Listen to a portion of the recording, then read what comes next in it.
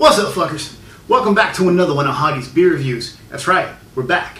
To everybody who thought I quit or retired or whatever, no, I'm still here. And this is a foul beer edition of Hoggie's beer review. Because like I told you before, whenever there is a new beer, like a commercially available beer, something new and popular to the marketplace, something new and oddball, I will be here to bring you my thoughts on it and the background on the product at hand. And today's product, today's abomination, is the newest gimmick beer from the Miller Brewing Company. This one is called Fortune Spirited Golden Lager.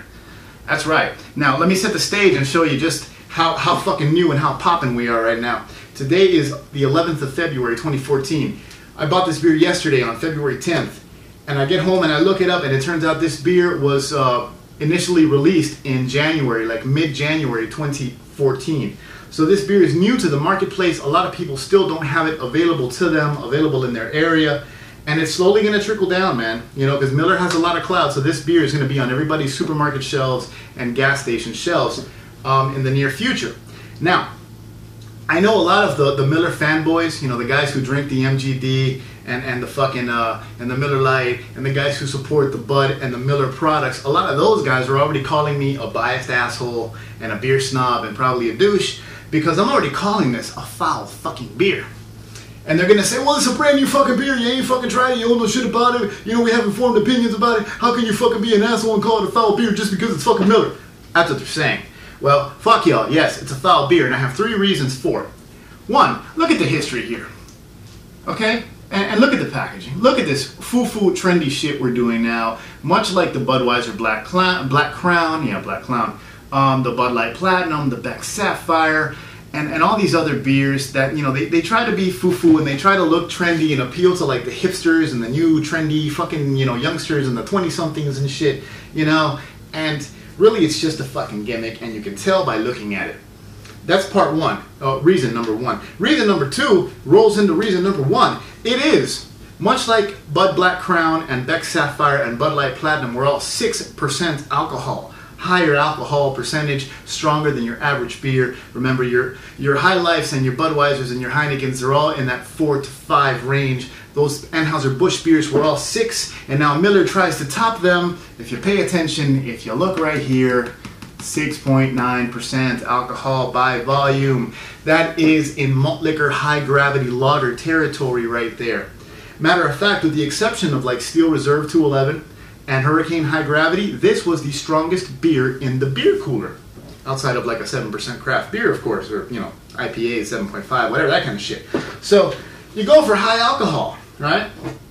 And before I keep talking, let me start pulling one out here. Take a look at the foo-foo bottle. Really dark label. You could tell that they're really stealing ideas from Budweiser. Trying to do that hip, trendy, you know, kind of thing. So, you know, gimmicky. High alcohol. You can tell it's kind of cheap and foul. Especially when it's $6.50. I paid $6.49 for the 6-pack. Don't tell me... fucker. Don't tell me that you're trying to appeal to the craft beer crowd and then selling a high alcohol spirited golden lager for $6.50. The craft beer crowd knows better. Anyway, reason number 3 that I can call this a foul beer is that I already tried it, and it is fucking foul. So anyways, let's just get right to it. There is no beer advocate, there is no rate beer. I'm not going to bother looking anything up because it is so new to the marketplace that there's not a lot of information and actual fucking reviews out there. So I won't bother going down that road. I like the cool little cap with the little spade there, you know. And like I said, they're really trying to appeal to like the hipsters and like the Texas Hold'em crowd, you know, young, hip, gambling, poker, Vegas, that kind of trendy nightlife shit. You know, like Budweiser Black Crown, what was it, Dress the Night in Black, or, you know, Make Your Night Fucking Black, or whatever the fuck their catchphrase was. They're following suit. But like I said, anytime you have like a light golden lager, and it's high alcohol, because remember, Steel Reserve, Hurricane, they're 8%. This is basically 7%. Yeah, more on that in a second. So, one more time, for sake of argument, I guess I could put this guy right here. And since I have another fucking empty, let's line them up here. There you go. Actually, I have 3 empties, because I came home with this 6-pack, told the wife about it, went to work on the car. When I came back, she said, I'm curious, I want to try it. And then when she told me, I had to try it, And that's what happened yesterday, so there we go. But no, I didn't really overanalyze it, so we're going to do that now. What I did look up, and I'm not going to punch it back up, but what I did find on the internet is that they're kind of aiming this at the young, hip, trendy demographic and people who like to gamble and the bourbon drinkers. They're actually aiming this at people who are into spirits. Once again, hip, trendy, Texas Hold'em, you know, foo-foo flavored fucking Jack Daniels and, you know, all that fucking single batch, you know, limited batch fucking bourbons and shit like that, because it's a spirited golden lager. In this country, you know, you have that connotation of like whiskey and fucking poker, you know, the old saloon kind of thing. So bourbon, you know, the design on the logo, and here's the thing. There is a smell and a flavor in this beer of like woodsy, smoky kind of shit, right? I got that yesterday, but now let's take another smell, another sip, and see what the fuck the real deal is with this shit. And honestly, it smells, it has that strong sweetness that you get in like the Steel Reserves and the Hurricanes and the high gravity lagers. Behind that is like a corny kind of adjuncty standard American beer smell. You get the color, not a whole lot of carbonation, but it is darker than your standard American light beer, or even like an MGD or a Bud.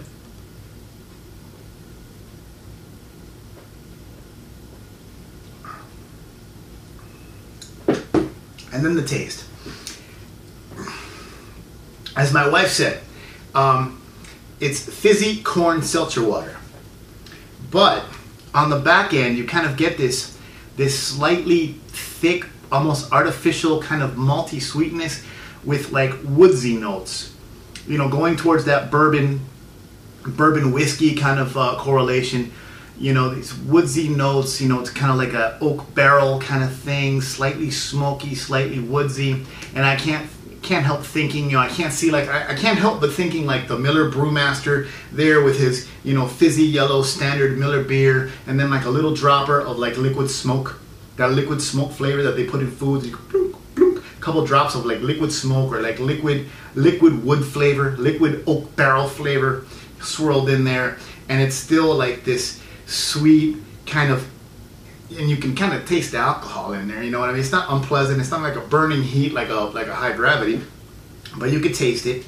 And then it's that fake shit towards the end, and it just screams gimmick all the fucking way. It's not really enjoyable. I can't rate this as like a good beer.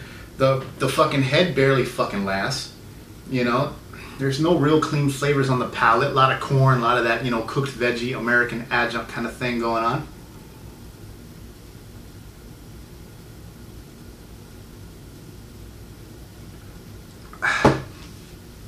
And yeah, this may not be my best and most in-depth review. I really just wanted to give you guys my opinion on this new abomination to the store shelves, because that's what it is, another gimmick. You know, because people want to get drunk, and I don't know who they're who they're aiming this shit to, who this is going to appeal to, because, like I said, the craft beer crowd is going to know better. They're not going to buy a high alcohol Miller beer for $6.50 a six-pack. That's suspect to begin with. So, you know, and the guys who actually have money, who are drinking fucking bourbon, they're probably not going to go for this either. They might fall for it the first time, but I don't really think you're going to build like a legacy of people who drink this over the years. My guess is it's going to be fucking drunks. This is malt liquor territory, man. This is 6.9% alcohol by volume. This will get you drunk quicker. A six-pack of this shit. Most people with their life fucking tolerance, you know, people who are used to drinking Miller fucking Light and High Life, this will put them on their ass if they drink the fucking six-pack. And that's why it's going to be a sales success. That's why it's going to be in every supermarket and gas station across the country and become a success, because it's high alcohol for cheap, which is what Miller wants. They can dress this shit up all they want with their foo-foo fucking logos and labels and the little fucking ace of spades and the fucking trendy fucking logos and shit and their little catchphrases and talking about bourbon and spirits and all this bullshit. They're just trying to get motherfuckers to buy it because it'll get them drunk for cheap. So, my review, thumbs down, another gimmick beer. But what do you expect from Miller? These are the people who came out with the Vortex bottle. The punch top can, so you can get a smoother pour. And my personal favorite, triple hops brewed. Miller beer, Miller Lite, triple hops brewed. A phrase that means absolutely nothing for a beer that tastes absolutely nothing like hops. It's all gimmicks. It's all smoke and mirrors and advertising lies. Don't fall for it unless you're just hard up on cash and want a six-pack that'll really get you banged up. Those are my thoughts. Sorry for the kind of raggedy fucking review, but it is what it is. I'll be one of the first guys to put this on YouTube. Odeed beat me to it. Odeed, what's up, sir? Now I gotta go watch your video because I didn't want to watch it until I did this. And that's what it is. Thanks for tuning in, guys. Stay tuned for the next one. Probably the next review will be a legitimate, real fucking review. So, Miller Fortune Spirited Golden Lager. Gimmicky piece of shit, but it'll get you drunk. Cheers.